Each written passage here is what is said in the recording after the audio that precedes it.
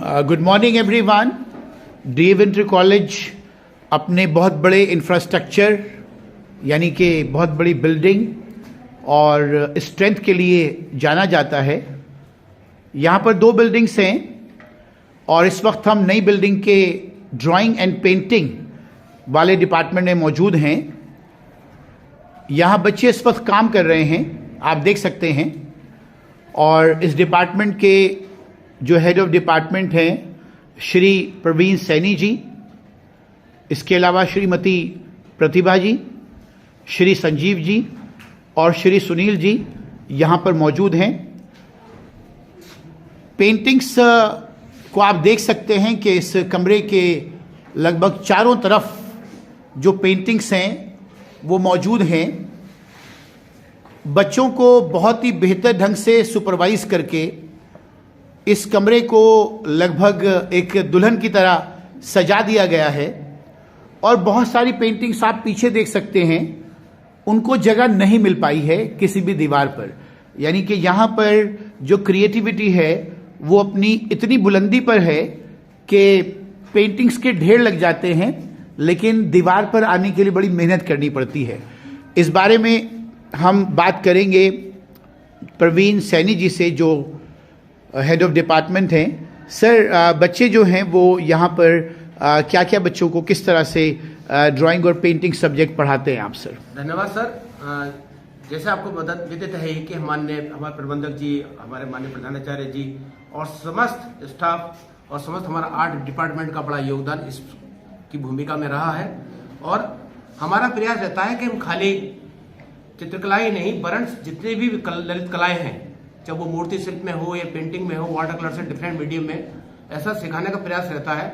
और अच्छा, ड्राइंग और पेंटिंग के अलावा कह रहे हैं सर आप, है ना? हाँ जी, इसके अलावा क्योंकि ऐसा है ना, हमें बच्चों को आगे के लिए तैयार भी करना है। अच्छा। हमारा लक्ष्य ये रहता है कि हमारे बच्चे 12th के बाद कहाँ का स्टैंड करेंगे, क्योंकि फाइन आर्ट्स का बहुत बड़ा स्कोप आजकल पूरे ग्लोबलाइजेशन है पूरा वर्ल्ड में, राइट, है ना। तो हम प्रयास करते हैं कि कुछ बच्चों को आगे भी हम लोग बताएं, क्योंकि जैसे जैसे हम लोग को नींव भरने लगा, मतलब एक तरह की नींव हमें डालनी होती है बच्चों के अंदर।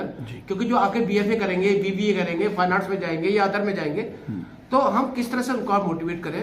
तो हम विभिन्न कला प्रतियोगिताओं के माध्यम से, कार्यशाला के माध्यम से हम लोग दिखाने का प्रयास करते हैं। और आप सामने देख भी रहे होंगे कि बच्चे हमारे विभिन्न मीडियम में काम कर रहे हैं, चाहे वो पोस्टर कलर्स हो, पेन से वर्क हो, तो डिफरेंट काम कर रहे हैं। और हमारे साथ हमारी डॉक्टर प्रतिभा जी है, ये हमारे साथ हमारे सुनील जी है, संजीव जी है, सब लगातार हमारे साथ एक काम करते रहते हैं। और इन्हीं का से मिलकर हम लोगों की शक्ति है हम लोगों की, और हम लोग एक अनेकता में एकता का एक बड़ा हम लोग एक सम्मेलन लेकर काम कर रहे हैं। सब लोग इकट्ठे होकर हम काम कर रहे हैं। धन्यवाद सर। Okay, very good. अब मैं श्रीमती प्रतिभा जी से बात करना चाहूँगा। मैम, बताइएगा कि बच्चों को यहाँ किस तरह से आप तैयार करते हैं, उनकी प्रतिभाओं को किस तरह से निखारते हैं? मैम देखिए सर, जो हमारा सब्जेक्ट है वो विजुअल आर्ट के अंतर्गत आता है। विजुअल आर्ट के अंतर्गत, विजुअल आर्ट, ओके। और उसमें ड्राइंग एंड पेंटिंग एक हिस्सा है उसका। और इसमें जो विभिन्न मीडियम है, जैसे वाटर कलर हुआ, ऑयल पेंट मीडियम हुआ, एक्रेलिक हुआ, तो बच्चों की टैलेंट को देखते हुए, अलग अलग उनकी रुचि को देखते हुए, जो जिस मीडियम में अच्छा जिसका हाथ है उसी उसमें उसको तैयारी कराई जाती है। और ड्राइंग को अधिकतर थोड़ा सा अन्य विषय से, साइंस है जैसे इंग्लिश है या कॉमर्स है, उसके उसमें नस्बत थोड़ा सा कम आका जाता है। लेकिन आज के फील्ड देखिए, लेकिन ये कम है नहीं, कम है नहीं, राइट। इसके बिना हर सब्जेक्ट अधूरा है। जी। ये मतलब एक ड्राइंग एंड पेंटिंग एक ऐसा विषय है कि हर विषय में इसकी एक खास जरूरत है।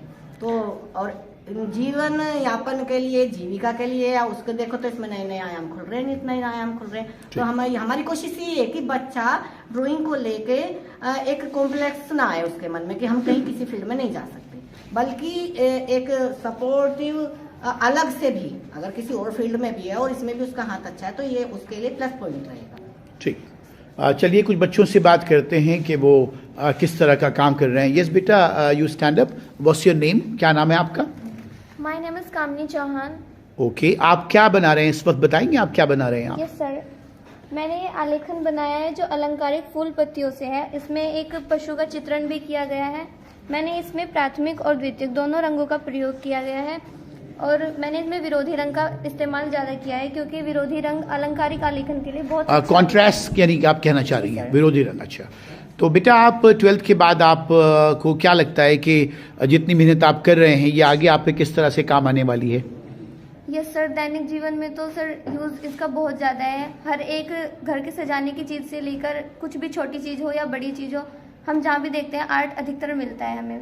भले ही हम उसे छोटा आंकते हैं लेकिन वो छोटी नहीं है सर। इसके आगे मतलब इसके थ्रू मैं बहुत कुछ कर सकती हूँ, मुझे ऐसा लगता है। ओके, थैंक यू बेटा। आप ज़रा बॉयज़ में से किसी से बात करते हैं। यस, आप बेटा क्या बना रहे हैं बताइएगा ज़रा, इस वक्त आप क्या बना रहे हैं? सर मैं इस वक्त लैंडस्केप बना रहा हूँ। लैंडस्केप? जी सर। अच्छा, तो लैंडस्केप में आप बनाते वक्त किन बातों का ख्याल रखते हैं? सर ज़्यादा से ज़्यादा सफाई को। अच्छा अच्छा, ठीक है। तो सर यहाँ पर जो बच्चों को सुनील सर थोड़ा आप बता दीजिएगा, बच्चों को जिस वक्त आप क्लास में कोई वर्क देते हैं या होमवर्क देते हैं या खुद बनाकर जो डेमोन्स्ट्रेशन देते हैं, तो उसमें आप किन 4-5 जो कलाकृतियाँ हैं मतलब उसमें किन बातों को आप प्रेफरेंस देते हैं सर? बैठे बैठे बोलिए, नो प्रॉब्लम। ये सर ये लड़का बना रहा है लैंडस्केप जी। इसमें मेन चीज़ है पर्सपेक्टिव। पर्सपेक्टिव जी, अच्छा ठीक।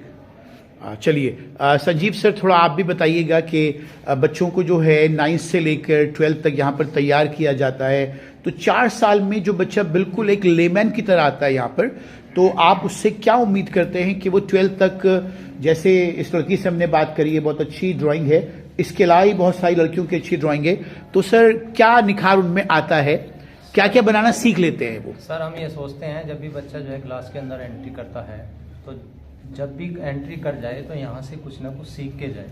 ठीक। और हम जो है उसे जब तक सिखाते हैं जब तक जो है वो सीख ना जाए।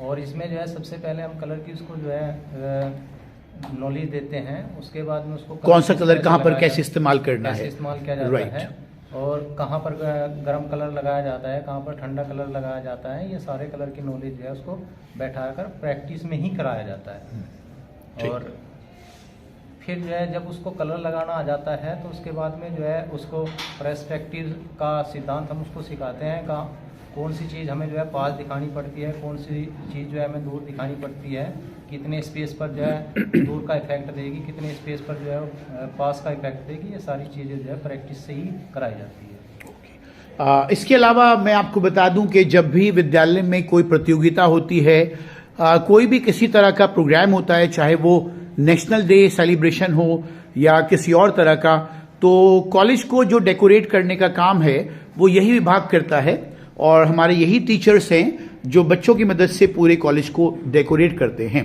Okay, thank you so much all of you. थोड़ा जूम करके पेंटिंग को कब अगर दिखा देंगे दर्शकों को तो बहुत अच्छा लगेगा। अच्छा, ये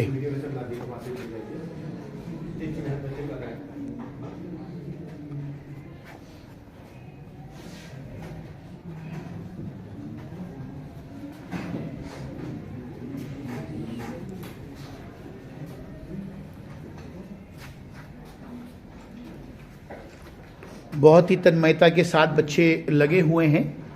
और यहाँ पर एक चीज़ जो मैं नोट कर रहा हूँ वो ये है कि ज़्यादातर बच्चों का हाथ बहुत साफ है और जितना वर्क मैं देख रहा हूँ जो मेरी नज़र के सामने है उसमें मुझे कहीं भी कोई कोताही, कोई डर्टीनेस, कोई रंगों का फैलाव नज़र नहीं आता, बल्कि एक जो सिमेट्री है वो नज़र आती है और किस तरह से रंगों का इस्तेमाल करना है, कैसे कैसे बनाना है सब कुछ, इसका जो ये मार्गदर्शन जो है सर आपका ये यहाँ पर नज़र आता है। Thank you so much sir. Okay sir.